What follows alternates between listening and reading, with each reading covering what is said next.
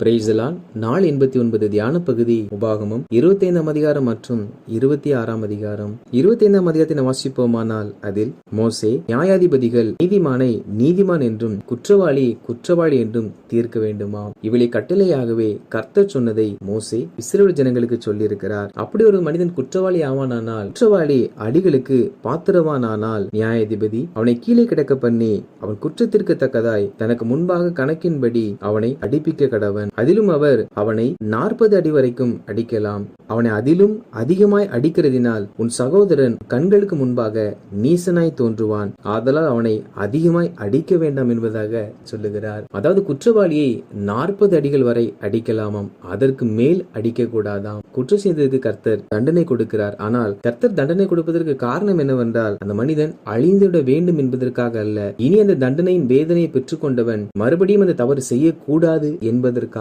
எனவே 40 அடிகளுக்கு மேல் அடிக்க கூடாது என்பதாக அதை ஒரு கட்டளையாகவே நீதிபதிகளுக்கு கர்த்தர் சொன்னதை மோசே இதில் நினைப்பூட்டி எழுதியிருக்கிறார். மேலும் மோசே சகோதரர் ஒன்றாய் வாழும் பொழுது அதில் ஒருவன் சந்தானம் இல்லாமல் மரித்தால் அவன் தம்பியானவன் தன் சகோதரனுடைய மனைவியை திருமணம் செய்து கொள்ள வேண்டுமாம். காரணம், இஸ்ரவேல் கோத்திரத்திலிருந்து அவன் சகோதரனுடைய பெயர் அற்று போகாதபடிக்கு இவன் சகோதரன் மனைவியை திருமணம் செய்து அவனுக்கு பிறக்கிற குழந்தைக்கு தன் சகோதரனுடைய பெயரை தரிப்பித்து இஸ்ரவேலிலிருந்து தன் சகோதரனுடைய நாமம் எடுபடாதபடிக்கு இவ்வாறு செய்ய வேண்டும் என்பதாக இஸ்ரவேல் ஜனங்களுக்கு மோசே கட்டளையிட்டிருக்கிறார். ஒருவேளை இறந்தனுடைய சகோதரன் அதற்கு விருப்பமில்லை என்று சொல்லுவான் என்றால், அப்பொழுது இறந்தனுடைய மனைவியானவள் மூப்பரிடத்தில் போய் என் புருஷனுடைய சகோதரன் செய்ய வேண்டிய கடமைகளை செய்ய அவன் மனதில்லாது இருக்கான் என்பதாக சொல்ல வேண்டுமாம். அப்பொழுது மூப்பர்கள் போய் அவனிடத்தில் பேசுவார்கள். மூப்பர் பேசின வார்த்தைகளுக்கும் அவன் சம்மதிக்கவில்லை என்றால், அப்பொழுது இறந்தனுடைய மனைவி போய் அவன் காலில் இருக்கிற பாதரட்சியை கலற்றி அவன் முகத்திலே துப்பி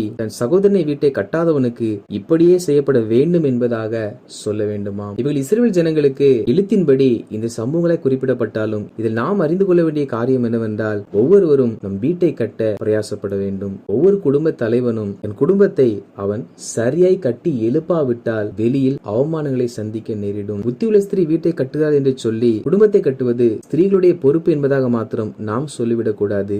இங்கே பார்க்கிறோம், ஆணானவன் வீடை கட்டி எழுப்ப வேண்டுமாம். அப்படி என்றால் ஒரு குடும்பத்தை கட்டி எழுப்புவது என்பது குடும்ப தலைவனாகிய ஆணிடத்திலும் குடும்பத்தில் செயலாளராய் இருந்து எல்லாவற்றும் செயல்படுகிற பெண்ணுடைய கரத்திலும் இருக்கிறது. கணவன் மனைவி இருவரும் இணைந்து கட்டுவதுதான் நல்ல ஒரு குடும்பமாகும். அப்படி நாம் நம்முடைய குடும்பத்தை கட்டி எழுப்ப வேண்டும் என்று கர்த்தர் விரும்புகிறார். மேலும் மோசே 2 பேர் சண்டை பண்ணி கொண்டிருக்கும் பொழுது அதில் ஒருவனுடைய மனைவி அடிக்கிறவனுக்கு தன் புருஷனை தப்புவிக்க தன் கையை தன் கணவரை அடிக்கிறவனுக்கு நேராக நீட்டுவாள் என்றால் அவருடைய கையை தரித்து போட வேண்டுமாம். காரணம் என்னவென்றால், ஆண் என்பவன் ஒரு குடும்ப தலைவன். அவனை ஒரு ஸ்திரீயானவள் அடிக்க கை ஓங்குவது அவனுடைய மானத்தை வாங்குவதற்கு சமானமானதாம். எனவே அப்படிப்பட்ட கைகளை தரித்து போட வேண்டும் என்று மோசே சொல்லியிருக்கிறார். எனவே எந்த மனைவிகளும் தன் கணவரை வார்த்தையினால் மிரட்டுவதையும் பிறர் முன்பாக இழிவாய் பேசுவதையும் கணவரை தன் கை கீழ் வைத்து ஆளுகை செய்வதையும் தேவன் விரும்புவதில்லை. எனவே மனைவிகள் கணவர் மேல் அதிகாரம் செலுத்தாமல் ஆண்டவராகிய தேவன் வேதத்தில் சொல்லப்பட்டபடி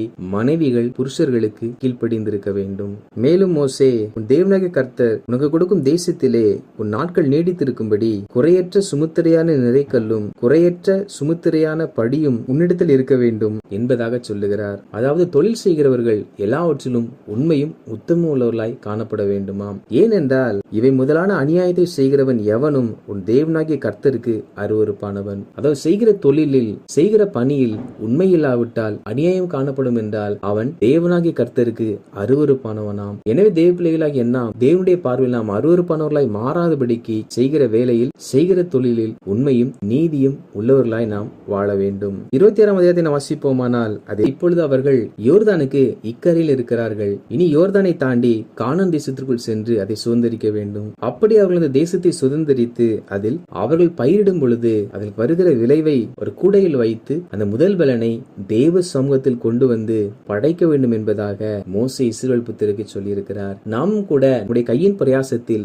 முதல் பலனை எடுத்து அவைகளை தேவ சமூகத்தில் கொண்டு வருகிறவர்களாய் காணப்பட வேண்டும். மேலும் மோசே பெற்றுக்கொண்ட அந்த காணிக்கையை ஆசாரியன் பலிபீடத்திற்கு முன்பாக வைப்பானாம். அப்பொழுது இஸ்ரவேல் ஜனங்கள் இந்த வசனங்களை அறிக்கை செய்ய வேண்டும் என்று சொல்லி சில வசனங்களை மோசே சொல்லியிருக்கிறார். அது என்னவென்றால், என் தகப்பன் அழிவுக்கு நேரான சீரியா தேசத்தானா இருந்தான். அவன் கொஞ்ச ஜனங்களோடு எகிப்திற்கு போய் அவ்விடத்தில் பரதேசியாய் சஞ்சரித்து அங்கு பெரிய பலத்த திரட்சியான ஜாதியானான். எகிப்தியர் எங்களை ஒடுக்கி எங்களை சிறுமைப்படுத்தி எங்கள் மேல் கடினமான வேலைகளை சுமத்தின போது எங்கள் பிதாக்களின் தேவனாகிய கர்த்தரை நோக்கி கூப்பிட்டோம். கர்த்தர் எங்கள் சத்தத்தை கேட்டு எங்கள் சிறுமையையும் எங்கள் வருத்தத்தையும் எங்கள் ஒடுக்கத்தையும் பார்த்து எங்களை பலத்த கையினாலும் ஓங்கிய புயத்தினாலும் மகா பயங்கரங்களினாலும் அடையாளங்களினாலும் அற்புதங்களினாலும் எகிப்திலிருந்து புறப்பட பண்ணி எங்களை இவ்விடத்திற்கு அழைத்து வந்து பாலும் தேனும் ஓடுகிற தேசமாகிய இந்த தேசத்தை எங்களுக்கு கொடுத்தார். இப்போதும் இதோ கர்த்தாவே, தேவரீர் எங்களுக்கு கொடுத்த நிலத்தினுடைய கனிகளின் முதற் பலனை கொண்டு வந்தேன்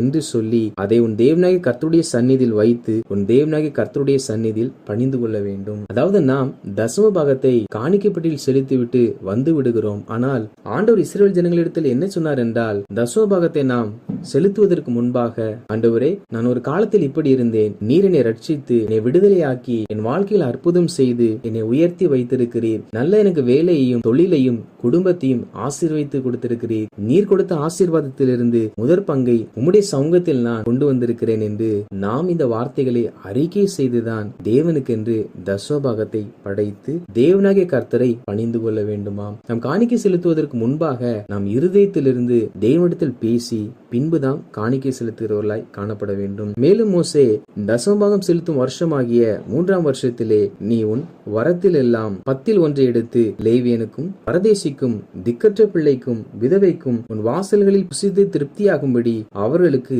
கொடுத்து தீர்ந்த பின்பு உன் தேவனாகிய கர்த்தருடைய சந்நிதியில் போய் அவரை நோக்கி, தேவரீர் எனக்கு கொடுத்த எல்லா கட்டளைகளின்படியும் நான் பரிசுத்தமான பொருட்களை என் வீட்டிலிருந்து எடுத்து வந்து லேவியனுக்கும் பரதேசிக்கும் திக்கற்ற பிள்ளைக்கும் விதவைக்கும் கொடுத்தேன். உம்முடைய கட்டளைகளில் ஒன்றையும் நான் மீறவும் இல்லை மறக்கவும் இல்லை என்பதாக சொல்ல வேண்டுமாம். அதாவது தசமபாகத்தை 4 பேருக்கு செலுத்த வேண்டும் என்பதாக இதில் மோசே சொல்லியிருக்கிறார். யார் என்றால், முதலாவதாக லேவியர். லேவியர் என்பது ஊழியக்காரர்களை காண்பிக்கிறது. இரண்டாவதாக பரதேசிகள். பரதேசிகள் என்றால் தங்குவதற்கு இருப்பிடம் இல்லாமல் சாலை ஓரத்தில் வசிப்பவர்கள். மூன்றாவது திக்கற்ற பிள்ளைகள். திக்கற்ற பிள்ளை என்றால் வாழ வழி இல்லாமல், அடுத்த வேளை உணவு இல்லாமல், திசை தெரியாமல் வாழ்ந்து கொண்டிருப்பவர்கள்.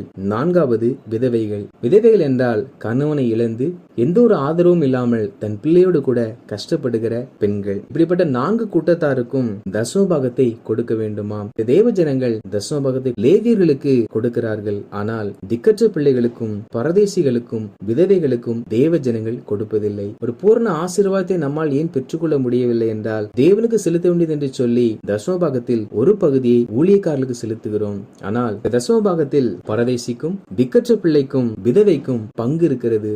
அதை நாம் அவர்களிடத்தில் செலுத்த தவறிவிடுகிறோம். ஆனால் மோசே தசமபாகத்தை இந்த 4 நபர்களுக்கும் கொடுத்து விட்டு, ஆண்டவரே, நம்முடைய கட்டளையின்படி நான் செய்தேன், எதையும் மீறவில்லை என்று சொல்ல வேண்டுமாம். அப்படி என்றால் ஊழியக்காரர்களை தாண்டி மற்ற 3 நபர்களுக்கும் தசமபாகத்தை கொடுக்காதவர்கள், உதவி செய்யாதவர்கள் தேவனுடைய கட்டளைகளை மீறி விட்டார்கள் என்பது அதன் அர்த்தமாகும். எனவே தேவ பிள்ளைகளாகிய நாம் தேவனுக்கென்று கொடுக்கிற அதே சமயத்தில் பரதேசிக்கும் திக்கற்ற பிள்ளைகளுக்கும் விதவைகளுக்கும் கொடுக்க வேண்டும் என்று தேவனாகிய கர்த்தர் கட்டளையிட்டிருக்கிறார். இந்த வார்த்தைகளை கேட்ட பொழுது ஜனங்கள், கர்த்தர் எனக்கு தேவனாய் இருப்பார் என்றும் நாங்கள் அவர் வழியில் நடந்து அவர் கட்டளைகளையும் அவர் கற்பனைகளையும் அவர் நியாயங்களையும் கை கொண்டு அவர் சத்தத்திற்கு கீழ்ப்படிந்து நடப்போம் என்பதாக வாக்கு கொடுத்தார்கள். அப்பொழுது கர்த்தரும், என் கட்டளைகளை எல்லாம் கை கொண்டால் எனக்கு சொந்த ஜனமாய் இருப்பாய், நான் உண்டு பண்ணின எல்லா ஜாதிகளை பார்க்கிலும் புகழ்ச்சியிலும் கீர்த்தியிலும் மகிமையிலும் உன்னை சிறந்திருக்கும்படி செய்வேன், நான் சொன்னபடியே நீ எனக்கு பரிசுத்த ஜனமாய் இருப்பாய் என்பதாக சொன்னார். அப்படின்றால் இந்த நாளில் கேட்ட வார்த்தையின்படி நாம்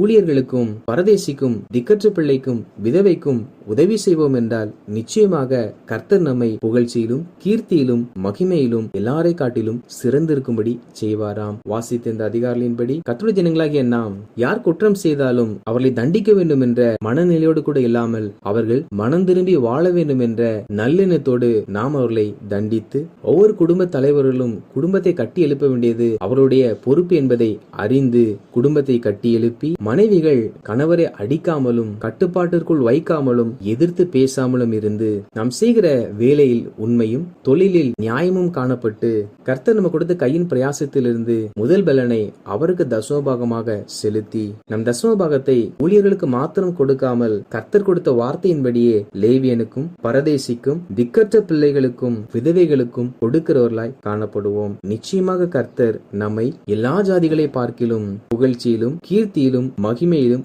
சிறந்திருக்கும்படி செய்வார். ஆமேன்.